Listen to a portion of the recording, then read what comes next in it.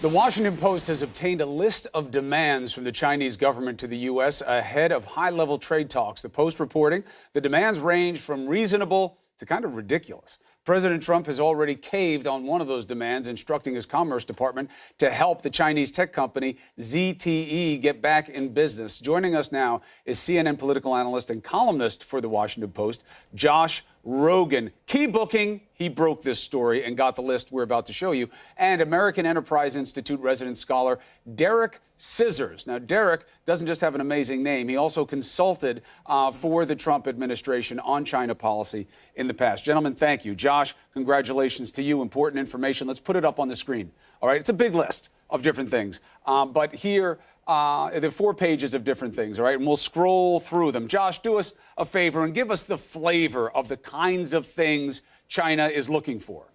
Well, basically, what the Chinese government has demanded is that the U.S. government, the Trump administration, abandon its project to confront China's economic aggression and hand over the keys of the U.S.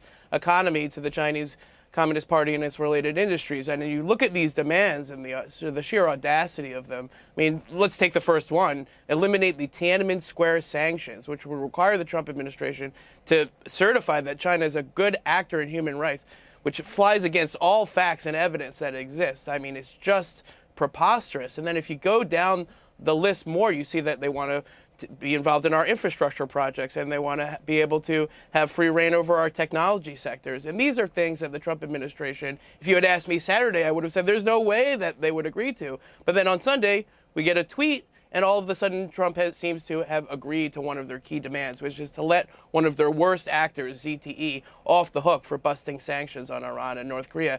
And that raised the question both inside and outside the administration of what the heck is going on here? What is the Trump administration doing?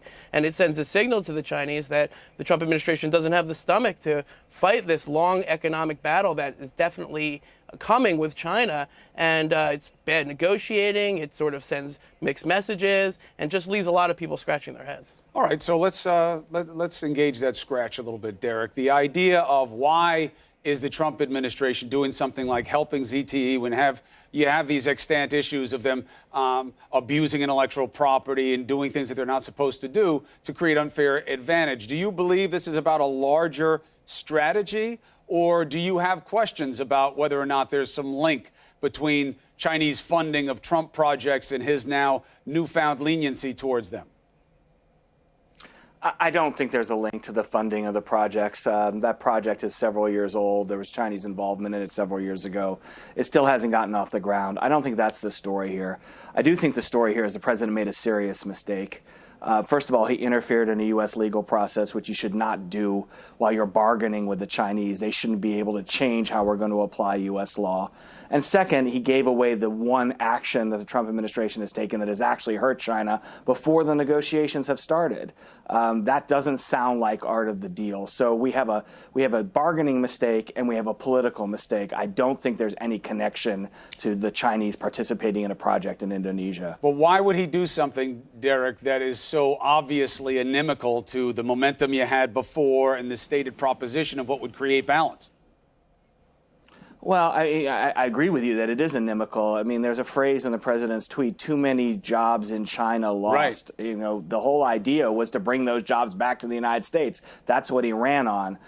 So there's definitely a mistake here. I think he's been listening to people who are afraid of a confrontation with China, people within his administration. I don't know that. It's speculation. But we've been speculating for a while that a group, Josh knows it, they're speculating for a while that a group led by Secretary of the Treasury Mnuchin does not want the confrontation with China that the president has ran on and talked about, and they may have won the battle temporarily. All right, Josh, help us. Put some meat on the bones here. We started off with Trump calling China a rapist, and that was a huge part of his muscled-up campaign talk, right?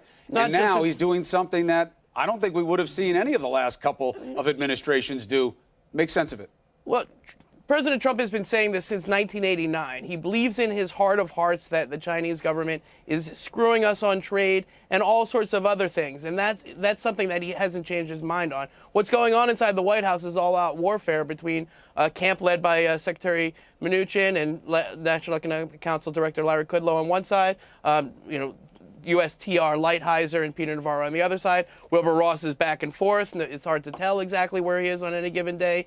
And they're fighting for Trump's attention and for control over this policy. And each of them represents a big set of interests. And when you talk about something as consequential and as generationally important as the overall protection of the U.S. and international economy from Chinese economic aggression, big interests, big moneyed interests are involved. And the finance community is very risk averse. Wall Street doesn't want to see a trade war. The national security community is very concerned, and they don't want to see Chinese technology in American telecom, for example, okay? And both sides can't win, and eventually Trump is going to have to decide whether or not he has the stomach for this fight.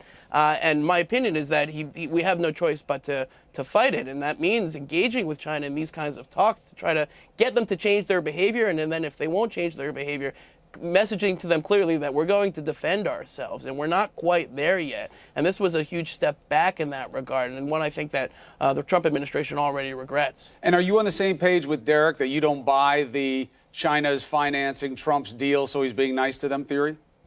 No, I think there are hundreds of things going on. I do agree with Derek. There are hundreds of things going on in the U.S.-China relationship. They're not all related all the time. And, you know, because this is such a complicated and big project, we have to be careful not to see boogeyman under every single deal. It's possible there's a connection. Until that's proven, we should be careful, but we should keep our eye on the prize. Josh, thank you for bringing us the information. I mean, just Anytime. how bold their asks are give you a good window into what they think their leverage is in this negotiation. And Derek Scissors, nice to add you to the mix. Good to have you.